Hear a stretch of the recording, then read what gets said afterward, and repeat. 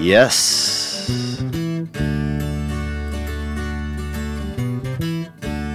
Man. Celebrate living. Celebrate. Celebrate As I rain. It's Monday. Weekend is over. Another batch of beautiful hell headed right up your face or butt. Actually, probably I'm just thinking face. I don't know why I said butt, man. I'm just being kooky. I'm being kooky. What the fuck? I guess I'm being kooky. What age am I if I'm being kooky? You know, like, there's no, you're not cool. No cool guys being kooky. You know, so I'm just whatever. I'm whatever. I'm the same thing you are. I'm whatever. Good to be here with you guys today. It is Monday, September 18th, and welcome to This Past Weekend. The Emmys are on. If you got to watch the Emmys, I think for some people it's probably a nice respite for people that have really been struggling and, stuck in the storms and had their homes ravaged and lost a lot. I bet it was actually kind of nice for some people to relax and just, have their mind taken away by the award show. I didn't watch. I don't really. To me, it does seem a bit much to see, a bunch of well-to-do people rewarding themselves or awarding themselves. I feel like we're at a time when there are kind of bigger heroes in the world and in America than people who are good at acting or good at pretending. I feel like we're in a time where we're in a time, what the fuck am I even saying? But I feel like I'd rather see people being real. I'd rather see awards for people being real than people pretending. Because it seems like it's harder and harder to find realness these days. To find something that feels authentic. That feels like it's not produced. And that's why I just don't need the Emmys this year for me. I do miss some of those old days of those crazy award shows though. And maybe I need to get back into them, but no Emmys for me right now. I feel like I'd rather watch something else. I just got back from Cleveland and their baseball team had won 21 straight games when I rolled into town. The Cleveland Indians, named after, I'm guessing, Native Americans. And while I was there, they lost. So, sorry, Cleveland, but I had a good time. I had a great time there, actually. Spent some just quality time with some locals, dude. Saw somebody get maced. It was started like a fun thing, a couple of kind of thicker girls. And I think the mace was like kind of that rapey, that rape prevention mace, that RPM, if you will. And then, these bitches got wild. These bitches got a little bit British on each other and they started, kind of attacking each other. One of them had like a shawl. It was some special event. I think, I don't know if it was a wedding or somebody had like a fifth child or something. I don't know when you get the shawl, if it's a parenting thing as well as a marriage bachelorette thing. But shit got crispy and then bitches started macing each other. And I don't use the term bitches towards all women, but these were, in the beginning they were ladies, and by the end, they were out there on cobblestones, barefoot, rolling around. A lot of dirty sequins in the streets, not athletes either. I'm going to go ahead and classify these ladies as not athletes. But that was part of Cleveland, man. There was a lot more. Had some good times there. Ate some good corned beef. Shout out to my buddy Tom McCroby. He came through. He lost a limb last year, so it was good to see him. Last time I saw him, he had 2 limbs, and this time, 1 limb. And arms, he had other 2 limbs, legs. And he still has those. So it's interesting when you have a friend who goes down a limb, because you kind of, as a person who still has all their limbs, I got everything right now. You kind of don't know how to approach it. So you show up sort of, like, especially if it's an arm, it's like, do I hug? Do I touch him on the neck. Like, what do I do? What do I do? But it was pretty beautiful, man. He had an amputation, and then he got the limb burned up. Because some people think you can only get cremated if you're dead, but not true. If you lose a limb, you can also get the limb cremated. And it was pretty beautiful that he had a keychain with like one of those little, I don't know if it's like a Corona bottle. You get it to be like if you go down to Destin, Florida, or Punta Cana or somewhere, one of those beach towns, and you can get those little things with the sand in them, those Corona bottles. But he had that with a little bit of his what originally was his other appendage. So that was, it was new. It was kind of novel, I guess, and it was, I think, him making the most out of being, down to one slapstick, and that's where he's at. So good to see him, man. Good to see him. What else happened in Cleveland? I stayed at this beautiful hotel called the Arcade. I worked at Hilarities. We had, saw some ginormous tits. Met a dude who was kind of crippled a little bit, had the worst breath. You know what I'm saying? Here's what I'm saying. If you're going to be crippled, brush your teeth. That's one of my things, right? Because here's the thing. We all are crippled in some way, right? So I guess this goes for all of us. We got to take care of what we have left. And that's what I think maybe is going to be some of the theme today, is just taking care of what we have left. You're down a limb, brush your fucking teeth, man. You got spina bifida, wash behind your ears, I've got mental health disorders and sentimental health disorders, and, my dick gets a little bit queasy sometimes when I'm trying to do sex, then that means I got to make sure that I comb my hair and wash it. It's like we got to take care of what we have left. We got to covet those things. And that goes back to my boy Tommy Mack, who's, sure, he has only got one arm, but that other arm's always with him, and he's taking a little bit of piece of that in a commercialized kind of Corona bottle. I wish that the Corona thing wasn't on there. And if he's listening to this, maybe you file that off of the bottle. I think it's a little bit cooler if it doesn't seem like, my old arm is brought to you by, a Mexican beer. Anyhow, I'm happy to have you guys. And I want to thank everybody in Cleveland that came out. My buddy Kevin Best, who makes all my shirts. He makes all of the Hamp shirts and some new shirts. We got a new shirt that's coming out that's going to have all of the tour dates on it. That'll be online soon. And he and his whole family came through, and just always a pleasure to see them. And his brother actually lives in his basement and makes the shirts. So his brother, enjoys a good bit of whiskey and different sippers, and he lives down in his basement, and that man makes the shirt. So if you're getting a shirt from me, that shirt is made by the hands of a man who's living in a basement running off alcohol. And there's something old-fashioned about that, and there's something beautiful about that. While I was in Cleveland, I also went over to Akron, and people know that, I'm a sober guy, and I went to this guy, Dr. Bob's house. And Dr. Bob was incremental in the starting of Alcoholics Anonymous, and he and his wife almost ran this sort of halfway house where they helped, tons of people get sober and get their life on track. And the house is like a national monument now, so it was just, it was really touching for me to go in there.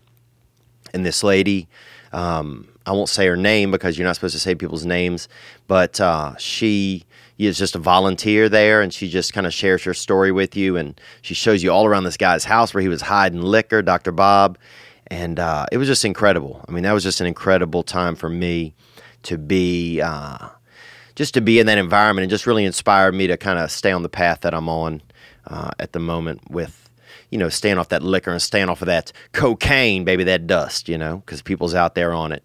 And if you're struggling out there, and if you get a chance to go to Akron, to just feel that, it's just a beautiful fire it's not even a real fire, but it's just the air is just burning with just this energy that's, it just lifts your makes your feet grow. You just feel like you're standing, just the foundation of something special is right there beneath your feet. So that was really amazing to be a part of and to get to see that.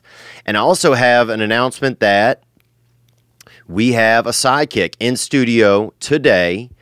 He's going to be doing a residency with us here for a while, and I appreciate him being here. My man Ari Manis is here. Thanks for having me, Theo. This is very exciting. Yeah, thank you so much, man. I'm a big fan of Ari and his comedy. He's a comedian. How long you been doing it?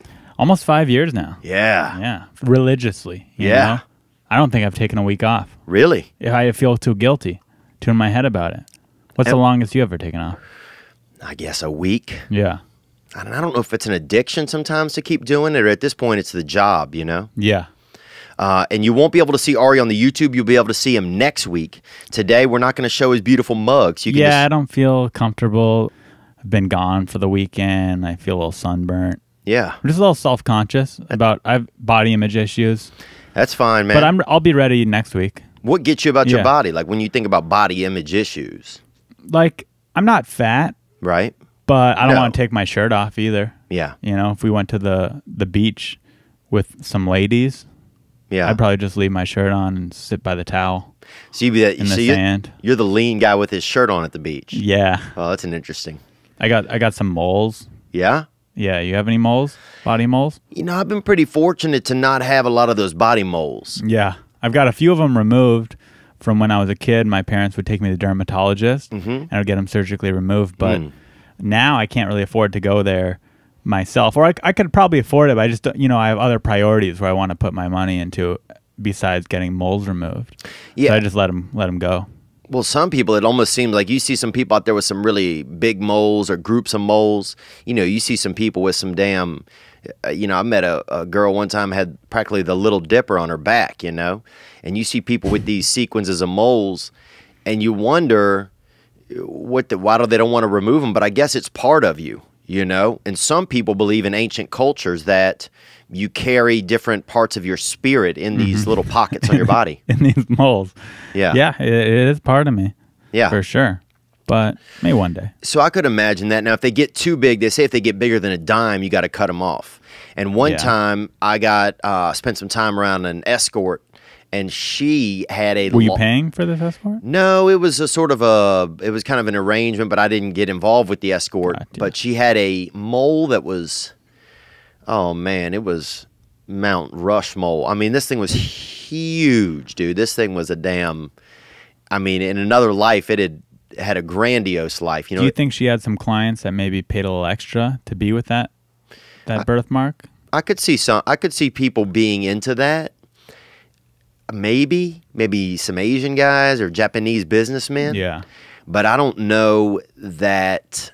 And it was heating up. It was almost like it was like, it kind of had the red around the base and stuff. I mean, it gets very alarming, you know, and it's almost like when you see a sick tree, sometimes you'll see a sick tree and its roots have like this kind of white on them, or you know, it'll be kind of splotchy around the bottom, and you know that tree's sick. And that's kind of what was going on with her. And I remember I gave her $150 and the information to one of my good friends who's a dermatologist, and sent her in his direction. I don't know if she got it removed, but Hopefully. Yeah. Yeah. But how was your weekend, man? Let's get in a little bit of your weekend. My weekend was intense. You know, there was the ups and the downs. I was in the Big Pine Comedy Festival in Flagstaff, Arizona. Yeah, it's beautiful country. It's mountain country up there, and they actually have good Mexican food up there. Yeah, they do. It's interesting. Like, you think of Arizona, or at least I think of Arizona, and I think just this desert, desolation. But Flagstaff is foresty. There's pine trees everywhere. It's a little cooler than the rest. It's a little more hip. It's a college town. And it's beautiful. It was awesome. I got to do some stand-up at some bar shows. Nice. For some small audience. I won Best of Fest. Oh, really? Which means I get to perform for a paid week at the House of Comedy in Arizona. That'll be exciting. I'm excited congratulations. to do that. Thank you. Thank you. Very exciting. Just working my way up one little festival at a time. But, you know, then there was also some intense moments in the weekend. I went to the Grand Canyon because it's only about an hour and a half from the Grand Canyon. I've never been there. Oh, nice. Yeah, I've never been there either. So I was thinking, I got to go. I'm here. I'm this close. And when you're getting up to the Grand Canyon, do you have expectations? Do you feel like it was going to be not as good as you had heard? Like, what were some of your thoughts when you go up to a national thing like that? Because I remember when I went to Mount Rushmore, I was like, oh, this thing's going to be a piece of shit, you know? But when I got to Mount Rushmore, and I think it's in North Dakota or South Dakota, it blew my mind. It was really, really awesome. And they had built so much stuff around it, like going up to it, that most of because the faces are just up there in the mountain, but there's all this structure and this cement and marble going up to it that you're almost tranced before you get there. What was it like at the canyon? So I'd only seen pictures. I've heard, but all the locals are saying you got to go. It's incredible. So I had high expectations, and I'm going there with my girlfriend. Too, I should mention, I brought my girlfriend to the festival. Right, and I'll mention, I know this, that you have a live-in girlfriend. Yeah, she moved in 3 weeks into the relationship. Wow. And I've never lived with a girl before. Wow. And I'll say there's the ups and downs to having a girlfriend and a live-in girlfriend. But so she's coming with me for this journey to Flagstaff. And how long have you guys been seeing each other? Probably about 7 months now, so a good while. And I know in the beginning you were talking a lot about different sex and different sexual activities. Whenever you and I would see each other at the Comedy Store, you were telling me some of these, just that it was exciting. There was a lot of... Yeah, I mean, I'm very attracted to her. So in the beginning, we were probably having 3 sessions daily, 3 sexual sessions. That is just felt like a teenager, Yeah, that's children. Like an 18-year-old young buck just exploring the world. I haven't done that since I was probably 15 years, 16 years old, or really been involved in wanting, maybe 17, 18. Yeah, you're right. Yeah, I lost my virginity at 17. Yeah, me too, actually. So it would have been around there that I was really wanting to do sex more than once a time, Because sometimes I like these days I have a lot of anxiety. I'll hold my breath during sex. I had this thing for a while. I would hold my breath during sex and just get going, and then I would almost kind of pass out. That sounds exciting. Yeah, it wasn't like part of one of those, you hear a lot of these Asian culture tricks where people are, tying themselves up to pipes and shit in the closet and all that, and trying to, handcuffing their feet to their neck and all of this kind of shit to get, higher climax ratios or whatever, spraying out heavily. And that never... I wasn't trying to do that. I would just be like, have just so much weird anxiety and stuff that I would just find myself holding my breath during sex and then just, kind of come to. Ah, that's interesting. Yeah, ours is more normal. As far as I know, she's not holding her breath. I was just breathing. I wasn't even thinking about my breath. I was just breathing regular. And, so we're in Flagstaff together. We're heading to the Grand Canyon. And then on our way there, we start fighting. Because she bought this new lamp for our apartment, and she didn't tell me about it. She just surprised me with this new lamp. Ooh, the lamp surprise. And I'm just kind of like, can't we just make these decisions together, Kind of a dumb fight, but a common one with us, Just not taking me into consideration is how I felt. Oh, a common one with couples, too. My buddy, Vard, this dude I used to know named Vard, he was from, I don't know, another country. Sounds kind of Russian, maybe? Yeah, I think it was somewhere over there. Yeah, Ukraine. And he had money one time, him and his wife, he saved up some money to get a new carpeting, and he spent all the money on drugs, and he ended up literally got cardboard, but thick cardboard, nailed down in their entire apartment. So he had cardboard put into their apartment. It sounds like he did the drugs, then decided the cardboard. Yeah, the cardboard was tertiary to the... That sounds like a drug-based decision. Oh, yeah, that could have been part of it. But, I mean, he had it professionally done. So he had, like commercial-grade cardboard. I've never seen that. Yeah, throughout his entire place. That actually sounds kind of different. Like, you're kind of selling it like, I want to see that. Yeah. Yeah, well, look, man, flooring is big, man. I remember growing up, and that was a big thing around Louisiana was people did flooring. A lot of people that, did drugs and couldn't find a lot of work would get into flooring. And they had people, they'll put fucking flooring on your ceiling. They had people, that was a big thing. Have you ever had flooring on your ceiling? And people were getting linoleum ceilings done. And they had some interesting stuff going on. So, okay, so she got the lamp. So we're in this dumb fight on the way to the Grand Canyon. And we end up breaking up on the way to the Grand Canyon. So she's now telling me, I don't want to go to the Grand Canyon with my ex-boyfriend. You broke up with me. Take me back to Flagstaff. And I'm thinking, this is my one chance to see the Grand Canyon. It's what I had been planning for weeks. I'm going to the Grand Canyon. Yeah. Well, you're there, man. So I'm an hour away at this point. Yeah. So I ended up forcing this girl that I just broke up with to go with me to the Grand Canyon. Wow. So we're there. She's crying, calling me a sociopath, saying that I shouldn't have taken her. I shouldn't have forced her to go to the Grand Canyon. Does Liam Neeson show up in this? I feel like this is like a trafficking. Go on. And so I'm just trying to enjoy it. By the way, it was incredible. I think I would have enjoyed it more had I not been in this conflict with the lady. Oh, I'm sure. Well, was it hard to like? Cause if you want to get pictures done or something, you can't. I took no pictures, and I think that's definitely something I would have taken pictures. Yeah. If I hadn't been in that fight mindset. So I just, I soaked it in, and probably only stayed about 15 minutes. Ooh. Also because of it. And did you go on that glass floor? They have that glass drawbridge. No, what I found out is that I thought about that. That's about $80, and it's not at the main Grand Canyon place, because the Grand Canyon, I didn't realize how big it was. It looks big in the photos, but the Grand Canyon is humongous. It's huge. It's vast. You can't see it all in a day. And somebody tried to jump it, didn't they? Maybe there's like a narrow part that Evel Knievel or something. Let me look that up. Jump the Grand Canyon. So you guys. So did she enjoy the Grand Canyon at all? No, she was crying, and she kept saying, let's leave. I don't want to be here. Let's leave. So, I enjoyed it as much as I could. Mm-hmm. And then we left. And then we went back, and then we had this awkward... And you drove back? Yeah, and we drove back to L.A. So we had this awkward 8-hour broken up car ride. Y'all stayed there last night? No, we left after my show, so we left there about 10 p.m. and drove into the night, into this fresh breakup, right? And she's crying. I'm playing music as loud as I can to drown out the crying. Oh, damn, dude. And that makes me sound very insensitive. Yeah, it does. I'm not trying to be insensitive. No, you're being a man, dude. I'm just trying to move on as best as I can. We're just, What music was it? Probably sad punk rock music. That probably wasn't the best choice of music. Some emo stuff like Lumineers or Chainsmokers, all of that? Yeah, some similar genre of that, for sure. So she's crying, we're broken up, and let me also say, we broke up just because we're fighting too much. Yeah. That's what it came down to. It wasn't, I didn't cheat on her, she didn't cheat on me, there wasn't any heartbreak, so to speak. This has been happening. This has been happening. Been looming. So then we get home. Yeah. Because we live together still. And we end up having sex. No. How did you know that?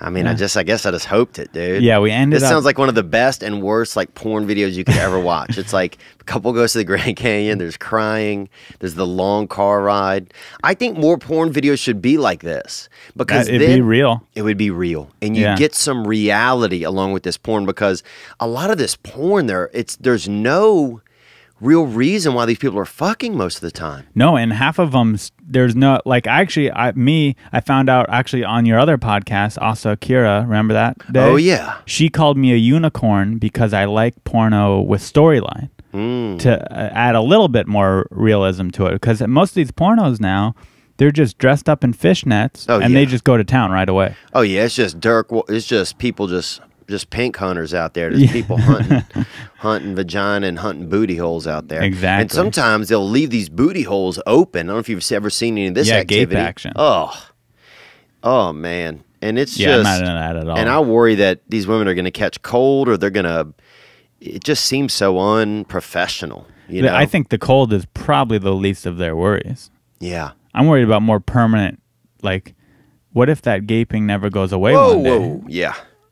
Let's don't think about it too heavily. So we end up having sex, and in my mind, I'm thinking this is breakup sex. Right. But in her mind, it was makeup sex. We're back together. Wow. So now we're back together. Really? Yeah. So right now you guys are together? Yeah, so I have a girlfriend again. Dang, dude, you are living it. What do I do? I think I'm just going to roll with it, I mean, do you still care about her? Yeah, I do. I care about her. I'm trying to be drama free in my life, and every time we get in all these fights, and I'm just like, I don't need this. I don't need this drama in my life. I don't need these fights. But do you think you're looking for you're also in your head, no matter what, is it headed towards a place of ending? Because that's one thing sometimes it's like weird when you already know the outcome, but you're still playing with when you already know the answer, but you're still playing with the numbers, you know? I think I'm gonna keep it open-minded. I'm not gonna say that it's over or we're gonna be together forever. I'm just kind of along for the ride. Huh? Along for the ride. Wow. Grand Canyon. That's crazy. Joe Dirt, dude. I remember when I first saw Joe Dirt, I thought it was a documentary. And when I finally got to meet David Spade, I remember talking to him and saying, you know, did a lot of people reach out to you? And, you know, a lot of orphans reach out to you about your journey. And he's like, what in the fuck are you talking about? And he literally thought I was one of the dumbest people he'd ever met, man. But whatever. You know, I'm on your side. I would think like kids especially. Yeah. And orphans, most of them, this is something I'm just guessing here, but I'm guessing most of them aren't that educated compared to the non-orphans. So they're probably watching this movie, and no one's there to tell them it's a fake thing. Yeah. So I'm on your side. I would assume that orphans would have reached out to him. Yeah. But there was no, back when that movie came out, there was no Facebook and Twitter. Yeah, there wasn't. Whatnot. You couldn't get those extracurriculars. So a lot of people, I'm sure, were, you know, who had been in between homes or just left somewhere. You know, I'm sure it resonated with them that way. And that's all I mean, I guess it just hit me like that. It just seemed like you know, an orphan that had, you know, and gotten left at the Grand Canyon and found his way, you know? Well, we'll get into some calls, man. That's a good question. Like, What do you do? What do you do with that relationship? I mean, you know, it's been so long since I've been in a relationship. I don't even remember what those fights are like. I mean, I just remember the sex was good when I was young, you know, like sober sex, I feel like is for children. You know, when I was young, when you're young, you can fuck, everything's so exciting, you know, somebody's leg or hip or, you know, just, you know, seeing your own nutsack in the mirror, all that shit is just exciting, dude. It's like watching the damn Nature Channel. Yeah. You know, and even seeing a piece of ass or a titty fly out of something. It just, you know, or feeling some titty and like, you know, putting two of your fingers in somebody's mouth at the same time or just being nasty. It's all so natural. And then you get older and you're just like, oh, jeepers, you know. The last thing you want to do is fuck something you really know. That sounds, I feel a little bad for you. Yeah, and maybe you know what? I mean, I don't know. I'll be seeing my therapist tomorrow at 9 a.m. Damn. So you know where I'll be at. But we got some great calls, Ari, and I'm excited to hear 'em. I'm gonna have you stick with us on these calls, and thank you for being here. Thanks for having me. Yep, we're gonna have Ari in for next week. He'll be on video. You can catch him on YouTube as well. And we're gonna just keep it cruising. I got some dates I'm gonna drop. It's just Huntsville, November 16th through 19th, Huntsville, Alabama. It'll be my first time performing in the state of Alabama, so pretty stoked. And I know that you will be November 3rd and 4th at the La Jolla Comedy Store. Yeah, excited for that. So people can check that out. Something pretty funny this weekend, President Donald Trump tweeted, he made a reference to Kim Jong-un? Kim Jong-un? Is that it? Could be Kim Jong. Kim Jong, yeah. He called him Rocket Man, which I thought was pretty funny. I thought that was pretty interesting. And I've done a little bit more research into getting my, you know, it's no secret that I wish my neck was a little bit longer. And I don't know if you have things about yourself that you don't like. Ari. Sure, yeah, of course, yeah. And one of mine is I always wish I had a little bit more neck. You know, my arms are only kind of medium length arms. And people can maybe see them on the YouTube and just medium length arms. Yeah, medium. But I always wanted arms that were a little bit more reachy, you know, just really, so you could get something, so you could hug a motherfucker and they knew who you were. You know, I want to be able to hug somebody and just tickle them at the same time, you know. And you also want a longer neck. But I've always wanted a little bit longer neck. So I have invested in a few neck braces. I was going to say, what are the things that the African women... The stretchers. Those stretchers, is that too extreme for you, or would you be willing to experiment with something like that? Well, I would experiment. Well, my goal is I got children's neck braces and adult neck braces. And I'm going to start with the child's and wear it in the evenings and see if it starts to just give me a little bit of length. Now, I'm also making sure that I don't detach anything or damage myself. But I'm excited to have just a little bit more. Another suggestion I'd have, this is kind of more long-term thought, yeah. But probably stay away from neck exercises, you know, because muscle will only make it look kind of girthier and shorter, so you probably want a thin neck. Yeah. So I'd stay away from any kind of exercise or sport that uses a lot of neck muscles. Yeah. Yeah, and and I've quit lifting the weights, which has been interesting, and gotten more into stretching and doing yoga actually, and doing things that are a little bit more beneficial to my soul and getting my reaching going. And it is nice. You do feel a little bit more in control of your body, which I like. But I want to have, I want to have a turtleneck and not look like I'm trying to hide from people. Mm-hmm. I want to have that reach. I want people to look at me and be like, oh, that guy can look around. I'm excited to see what happens with the neck braces. We'll see. But I will say, from an outsider's perspective, just from me, your friend, knowing you for a few years, I've never thought to myself, Theo has a limited neck. Limited neck. I've never thought that about you. To me, your neck's pretty fine, so I wouldn't worry about it too much, regardless of if the neck brace works or not. All right. Yeah. Well, appreciate that. That. But yeah, I'm going to try it, and I guess I'll keep you guys posted. Let's get into some calls. The hotline is 985-664-9503. We're going to get into some calls right now. And if you want to hit that hotline with any thoughts, responses, anything, you can let us know what you think of having a sidekick on. I'm interested in everybody's thoughts and feelings. So are you really under the microscope? I was going to say, yeah, can you be, if you're going to leave thoughts about me, just be sensitive that I'm a person. Yeah. And I have feelings. Yeah. 100%, brother. All right, let's get into some calls right here. Theo, this is Dylan Green. I'm from Bellingham, Washington. All right, I'm going to start that over. All right, let's get into some calls right here. Hey, Theo, this is Dylan Green. I'm from Bellingham, Washington, way up in the top left corner of the nation. Love the show, man. I think what you're doing is awesome. Bellingham, Washington. Now, Washington, that's clean water country. A lot of Native Americans went up there to get clean water, and they stayed there. Let's keep it going. And all the power to you. Keep doing it. Never stop. Thanks, Dylan. I had a little story for you, and had some thoughts about it. Just want to share this one with you. When I was in 8th grade, my class went on the science trip to California, and that was pretty exciting for us all. And I was dating what was my first girlfriend then, and this is where I had my first in the pants experience with a young lady, which is pretty radical. Yeah, man. And you know what I feel? Is it perverted of me to think about those times in my life sometimes? No, it's normal. Everyone does that. Because it's weird. If I'm thinking about, I remember making love to my girlfriend on the trip to Walt Disney Worlds. And we went there, and they had a bus, and we ended up just doing sex in the seat at night while everybody else was resting. But when I think about that now, those are children having sex in my head, Even though I'm one of the children, it just, I don't know. I just have something about it feels a little like too much, I'd say you were a young adult. 17, young adult. Yeah, young adult. Okay, let's hear the rest of your story, brother. And it was crazy. We're just sitting on this bus, and we were driving from one science museum to the other, and there was parent chaperones surrounding us. Yeah.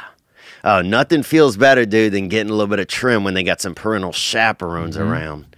It's like when there's mice running around and you're holding a fucking warm chunk of cheese in your hand and none of them know, brother. That is truly beautiful. Praise God. Let's go some more. And we just got down and dirty right in that bus seat, and it was awesome. And looking back, though, it's pretty odd to think that, my 13-year-old self was kind of getting into that action. And my question to you is, like, what are your thoughts on when kids start experimenting with that kind of shit? I'm a 25-year-old young man now, and thinking about, like, my 13-year-old cousins getting into that sort of stuff blows my mind. Well, that's a great question. Like, it's interesting because it's like for us, it was whatever happened was okay, as long as it was like two consenting young people and you were just like learning and riding your hormones and, feeling those young crotch nuptials and stuff like that. Mm. Yeah, it was normal. But when you think about like your own child at 13, doing that, or like he's saying his nephew or niece, like it's very, is different. It too much? Well, I know the pornography's too much. Dude, I can't even like. I remember if you wanted to see some crotch, we had a kid in our class who drew the best vagina, and dude, he was for 3 years. That's all he did. People were like, dude, I need to see one, you know? And he would etch up a great one, you know? And he had all different kinds. He had different ethnicities. You could hit him up. You know, I remember sneaking up, riding my bike over to his house at 8 p.m. one night to get us just a quick sketch of some puss, you know? Wow. And that was how we got it. Mm-hmm. You know, if you didn't have an access to some good nudie magazines, and then my buddy's dad used to keep nudie magazines, tit literature under his sink. And I would bike over there 4 or 5 miles to go see that, to take a dump. Yeah, my You buddy, know? we would steal my friend's dad's porno. Yeah. The VHS tape, Yeah. hidden, what he thought was hidden under his TV. But any night that they were out of town, we're all going to Seth's house. We're checking out that porno. Dude, I remember I used to babysit for some kids, right? And one weekend when the whole family was out of town, I broke into their house to watch pornography that the parents had. So it's just, yeah, like when you have these young people, and it was just different back then, because now if you had your cell phone, I can't, how you would even leave school or leave the house, how you would even make it out of the door without masturbating, I cannot fathom. Let's hear a little more. So wondering if you've had any experiences like that when you were a younger dude, if you have any comments or thoughts on that whole situation and that scenario. But at any rate, man, thank you for listening to the people of our nation. It's a weird state of affairs that we're all in, and I'm excited to continue to listen to your podcast and catching up. And Well, I appreciate that, man. I didn't mean to cut you off there, but I appreciate the nice words. Yeah, you know, and Ari and I were just talking about that. I mean, Ari, would you what would it be? How would your childhood honestly have been different if you had access to the sexual library of pornography and material that's out there now back then? I mean, dude, forget how my childhood would be different. My adult life is different because of the access to pornography. I masturbate way more than I'm sure I would without it. So yeah, if I was a kid with even more horny whatever the word is, all those hormones raging inside me. Full dick. I had full dick back then. Yeah, it could have been a problem. So I think maybe they have to tackle that in sex ed. Maybe that's a whole new chapter that they didn't teach us in our sex ed. We just learned the body parts. Maybe now they have to teach you responsible masturbation techniques. Yeah. Maybe it's kind of like those DARE programs for drugs. They need to make something like that for porno and sex. Yeah, dare to keep kids off of Pornhub. Yeah. You know? I think that's probably a real thing. That's something that has to be talked about more than it used to because it's so much more accessible to kids. Yeah, it was, you know, the first time I saw some nudie magazines, we were burying some dead animals and we found some. And then another time, some kid who ended up setting my hair on fire, I think he was Polynesian, I'm glad it maybe. grew back. Glad you still got it. Thank you. Yeah. I think this one kid, and he slammed me up against a tree outside in the rain, and he had a picture of some cooter in his pocket, you know, of some fresh cooter out of a magazine. And he said, "You know what that is, boy? That's cooter, boy." And then he just beat me. Him and his friends just beat me. And I was like, what the fuck is going on? Yeah. And it gave me a lot of weird feelings about looking at, looking at actual magazine sex. But yeah, I cannot fathom these kids. I can't fathom. It would be like growing up in Colombia. That's what I would get an 8-ball for my 10th birthday, and I would never see the light of day again. You know, so I don't know. But yeah, but then when I look back on it, I remember feeling a girl's titty through a barbed wire fence one time. Wow. And that just took me to another level. I felt like I was sitting, I couldn't even feel my legs. That's how good that titty felt, you know? One girl, I remember feeling her chest at the movies. She didn't even have any titties, dude. She just had nipples that were a little bit different than mine. But you still loved it. Oh, yeah. I was so erect, dude. I don't even know. I couldn't even feel any part of my body except for my penis. All my nerves ran into my penis and just felt like they just started fucking each other at the end of my skin. They probably were. It was just, you know, those hormones are so powerful. But I appreciate you calling in and asking about this. Yeah, that was a nice guy. That guy was cool. Yeah, and it's interesting to think about what's going on, you know, and you were on that dirty bus ride and, you know, you were out there just filling your hands with that sweet cheese, you know. and just I do love the espionage of the chaperones just lurking around, and here you are just crotching down. Yeah, you know? could you imagine getting caught at 13 doing that in the bus? Yeah, that would be uncomfortable. And you'd be a hero, dude. Yeah, that's true. Oh, you would be a legend. All right, let's take another caller here. Here we go. Hey, Theo, got a question for you. Games. Down here in Florida on our 5th day without power. Games. He's talking about different games. Onward. And have been playing a lot of card games with the old lady. Now, when I was a kid, we didn't have internet or cable television for that matter, and we had to come up with our own games to keep us occupied. And we used to play, you know, you got your kick the bucket, you got your well, we used to call it horse. It's like a poor man's horse where you just kind of pick up rocks and try and hit stuff. Damn, dude, that just sounds real Middle Eastern, but onward. And of course, you got freeze tag and spotlight. And spotlight, if you haven't heard of spotlight, it's basically freeze tag at night where you got a flashlight. My buddy Darius, he'd win that one all the time. But my question is, what kind of games did y'all play down in Louisiana as a kid before all this internet stuff? Well, one in my town, I've talked about this before, is gay chicken, where you and your buddy or you and a fella would hold on each other's wiener, and it sounds perverse, but it's not. And the first person to let go was gay. So you were basically, but if you got an erection, you were also gay. You know, and this is a time when, you know, people would be like, oh, you're gay, as if it was right. a bad, you know, it was a wrong thing or something. Or that's how you lost, you know. So yeah, I remember doing that, and I wouldn't, you know, play it as an adult unless it was for charity now. But I remember at the time holding on, you know, getting to know another man quickly. And, you know, and it's weird because you're hoping they get erect so they lose. And you'll stay in there. In the later rounds, you start slapping each other. Interesting. Yeah. And then when you let go, it's a little bit more of like a rodeo at that point. How old were you when this was going on? Oh, I don't know, 11, 12, 13. You got to be old enough to get erect. I guess you got to remember who got excited to play that game the most. That person's probably Yeah, that's a good point. probably gay. It was a few of the older Whose boys. idea? Yeah. Yeah, this one kid named Sham, dude. Shawm. It sounds like you were molested, actually. No, man. No? No, these were everybody was under the age of 18 that played. Okay. This one kid, Sham, and this one boy named Inch Cutman, he didn't even have any legs, going back to, you know, we're talking about people that are missing things and stuff, but this boy didn't have any legs, and he still had a hell of a dick on him. And, That's good. He had something. Yeah, and you had to kind of sit down there with him to play, or his brother would hold him up and he would play.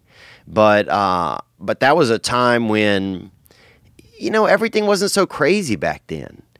You know, people were, I guess, there was a lot of sexual weird stuff. You know, when you're at those young ages, you're just experimenting. Yeah. You know, I remember one time walking in on a couple of younger family members of mine, and they were, you know, putting their thumbs in each other's butts, these two boys, you know, and they weren't, you know, they're both in healthy adult relationships now. It was just kids. Yeah, some things you just got to block out. Yeah, it's just kids doing stuff. Yeah. You know, I mean, there was just a time when people were doing different things when they were younger. But different games we played in Louisiana. I remember Gay Chicken. We had this game called Banshee, where you would put a pillowcase or something over somebody's head, and then they would run around and try to catch people. And it was really impossible for them to catch anybody. But it was brave as fuck, dude. Trying to catch people, run full steam when you're just in a hot bag. Pretty mesmerizing.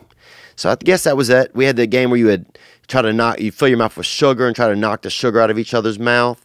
What else did we play?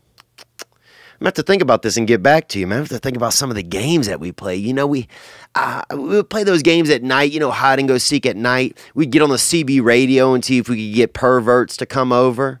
And then this dude would always beat him up, this older dude, because a lot of truckers would drive off the interstate that were really perverts. All right, let's get into another one here. Here we go. Hey, what's up, Theo? This is Josh calling again from Charlotte. Thanks for calling, Josh. Calling a few weeks ago about having a girlfriend who had that super soaker downstairs. But what a big fan of the podcast, man. But I was thinking, you talked about having some guests come on soon. What about having a listener come on, dude? Give a shout. I'll call out on a Monday to chit-chat with the legend. But anyway, man, just a thought. Also, elaborate on that shirt you had on this past Monday, dude. Looks like a buffet for Timon and Pumbaa from Lion King or something. Oh, that was my bug shirt, man. I went shopping and got me a bug shirt. It's got a lot of bugs on it because sometimes I feel like I'm infested with different things. And so I felt like that shirt kind of documented that. But I'm glad that you called actually back, because I had a psychologist that called in who had some answers to some of your questions about your girlfriend was spraying out. You had the girlfriend that had that magical crotch, you know, that tuck everlasting down there, you know, and she's just, you know. Squirter? Yeah, she was really just doing the, you know, she was a real fireman, if you will, you know. She was down there killing heat with that, with some sweet wine, you know, making crotch wine. And it's a gift. Yeah, they say it's a gift, man. In some places it's illegal too. There's some country. Saudi Arabia, maybe? I can imagine it being illegal there. I think it's in Africa. Okay. But I know that, but I know she had some thoughts for you. So I'm going to put you guys on a mashup this week, and I'll put that out on YouTube where you can get some of her thoughts. But yeah, well, look, I'm taking some of the guidance right now by having Ari in and by having a residency here with a sidekick. So yeah, maybe as a sidekick, I could work on getting a live caller in here, and I'll screen the call, because, you know, that's something that Theo shouldn't have to do, just because it's a lot of work screening calls, because you add calling to the mix, then you're adding people calling in and just masturbating over the phone. Yeah. And you're getting calls like that, and you have to weed those out and just get to the responsible young folks like yourself. Yeah, and I've had some of that. I've had people call in and leave voicemails of them just, you know, touching themselves and doing different stuff like that. So we don't 100% want that. Let's take another call, man. Let's take another call here. All right, we're really cruising through some. Yeah. Theo, what's up, you little glitter biscuit? I'll take that. This is Josh. I'm calling from the rural Midwest. Thank you for calling. You made a comment on a previous podcast about how in the future that handicapped people would be in power. They would hold the power, and that they would be the ruling class. Yes, I did. Now, I know you probably just is saying that haphazardly, but I think there's some prophetic validity to it, because I think you're a prophet. Wow. I think you're a comedic prophet, and I think that there's something to that statement. It's terrifying, but I think it might be true. I was wondering if you maybe could expound upon that for us. I will, man. I appreciate you calling and remembering and asking about that. Thank you. I do believe that everything evens out, you know. So if you got, like, you know, I'm talking about my buddy who lost an arm, right, in the beginning. Next life, biggest dick ever. You know, that guy's coming with a dick that'll fucking, you know, that could probably bunt a baseball, you know, or a dick that could thumb wrestle, you know. And I believe that it all evens out. I believe you might go to a heaven or to a higher place or to a hell where you got to battle. I just believe that it all evens out. You know, if you were a slave to work in this life, then the next life you get to be a slave to, you know, more joy and spending time with people that you love, you know. I just think that everything seems to even out. And in the future, I could see, you know, people that are able-bodied and people that are, you know, seem normal to us now as being, you know, the weaker of the species. You know, I could see in the future we wake up in a realm where there's mentally handicapped people with swords and riding on these, you know, gladiator bikes and shooting, you know, rubber bullets at people and, you know, starting little fun wars and shit, you know, and they're the rulers.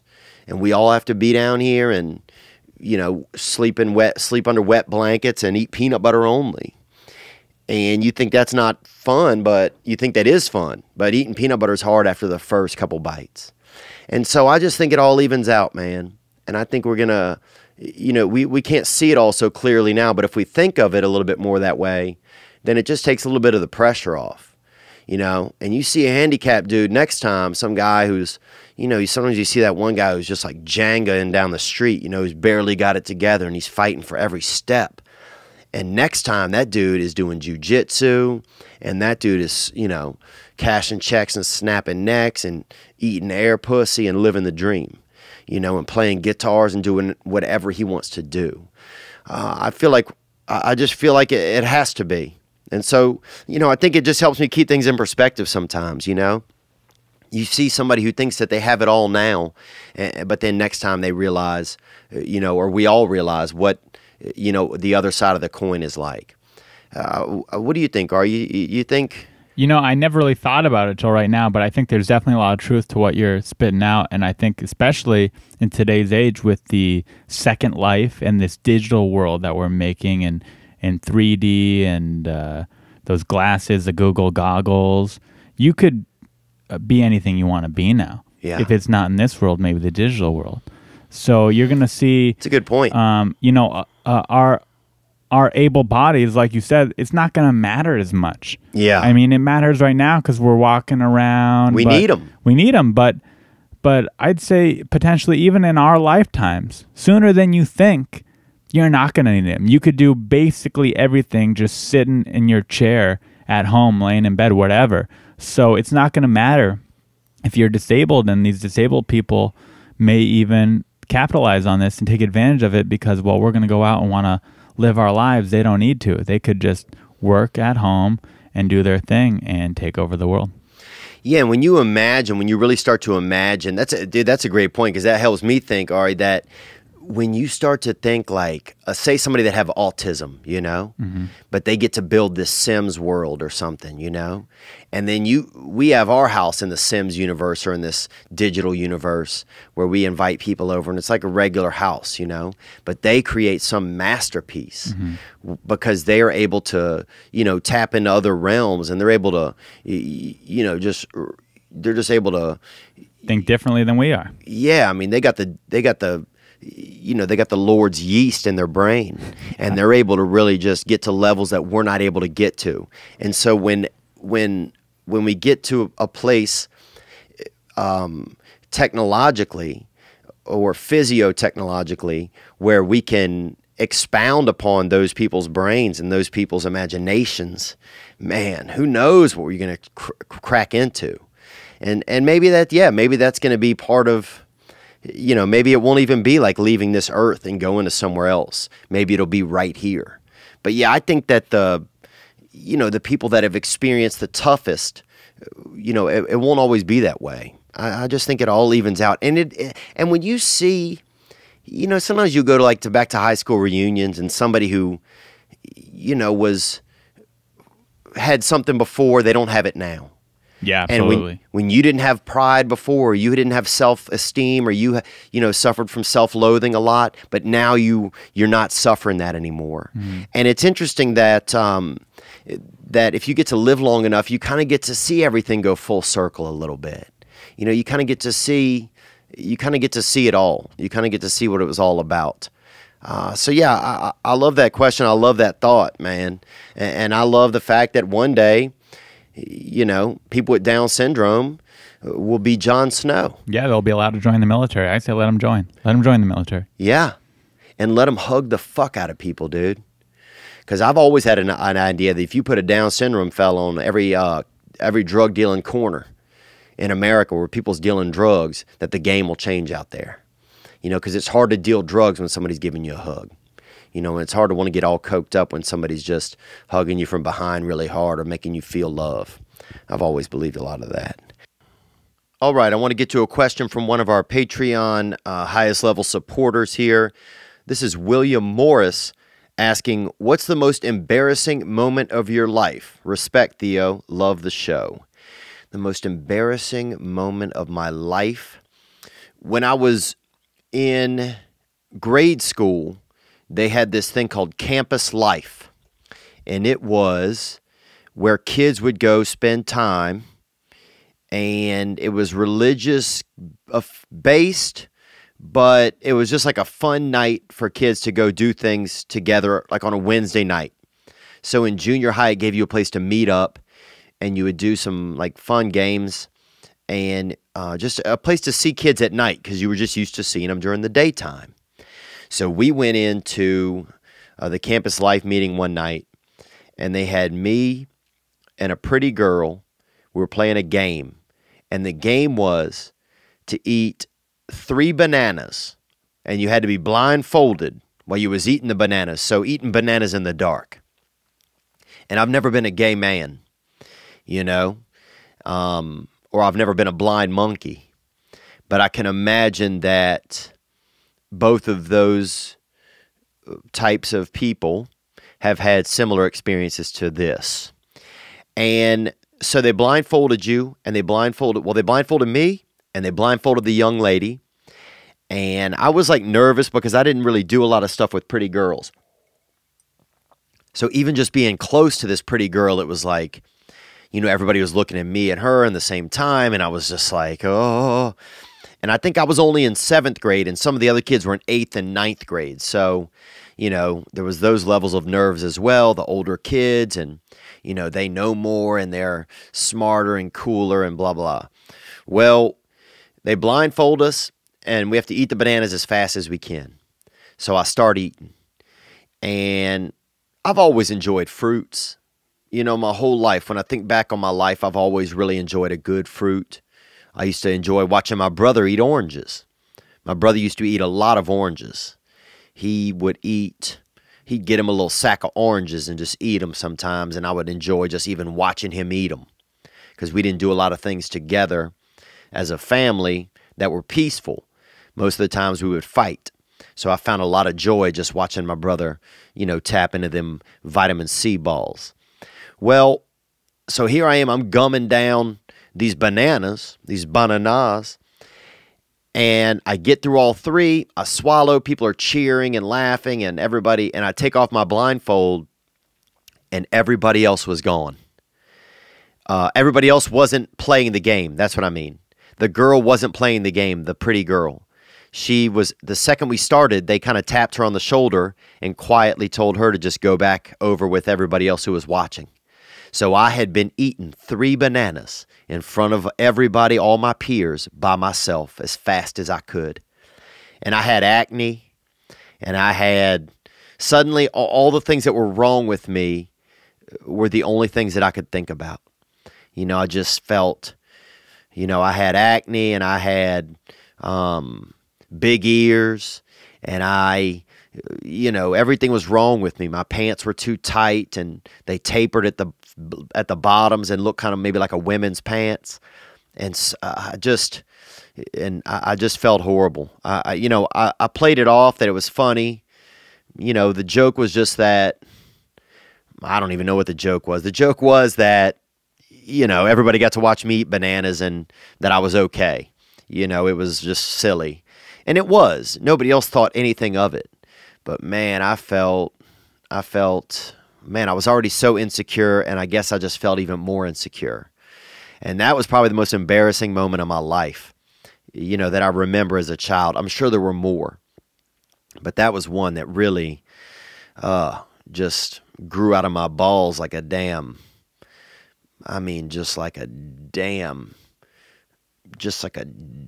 white hair. You know, I remember when I was young, the first hair I ever got that grew out of my ball bag was white. And I remember just being so nervous, and my daddy was so old. You know, my daddy was, you know, 83 or 82 when I got some hair on my balls. So I just figured it was the end of his genetics, or whatever his genetics, it was a little bit of that had kind of, you know, dribbled down into my ball bag. And I was just so, you know, that's how I felt, I guess. I felt like this lone white hair. And I felt like a lone white ball hair just full of potassium. And that's all. That's all the Patreon questions that we have. So I think we're going to wrap up today. I got to go to the comedy store and do a set. Ari, I appreciate it, man. I appreciate you letting me be here and helping you out. Hopefully I'm helping you, and hopefully this podcast grows to be bigger and better than each episode, bigger and better. Thanks, man. Yeah. And I want to thank you guys for tuning in. I want to thank you guys for sticking with me with the new Sidekick.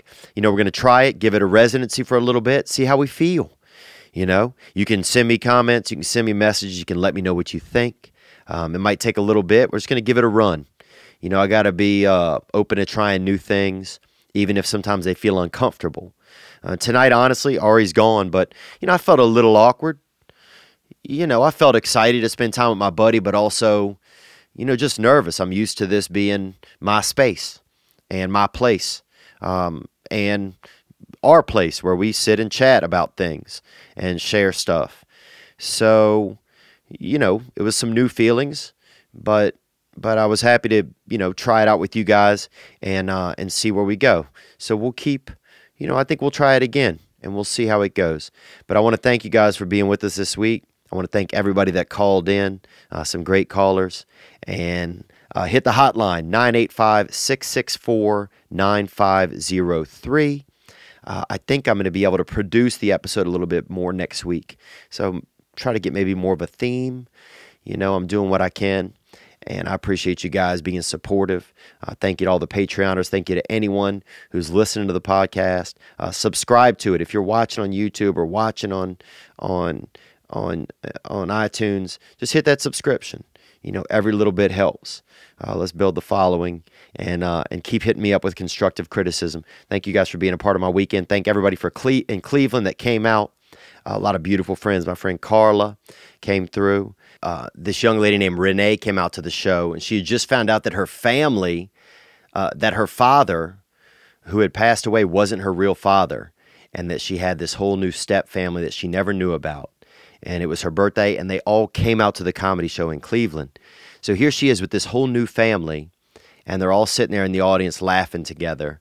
And it was, you know, it was cool because that's something that they, you know, will be able to have as they move forward, just laughing about hamsters or laughing about whatever. So I just felt awesome to be a part of that. And I appreciate you guys being here with me. I really do. Already my week's great just because you guys showed up. And give me some your constructive criticism. Let's move onward together. Let's listen to my man Spencer Jacob growl on the way out. If you need me, hit me up on the hotline or email me, theovon@mac.com, mac.com. I'll talk to you guys soon.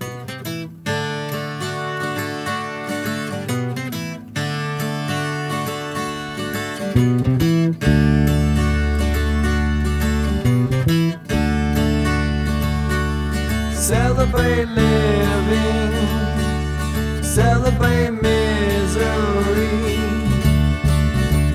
You know that soon we're gonna die. Let's have some fun while we all die. Celebrate dark days, celebrate all your pain. Be good to yourselves, man.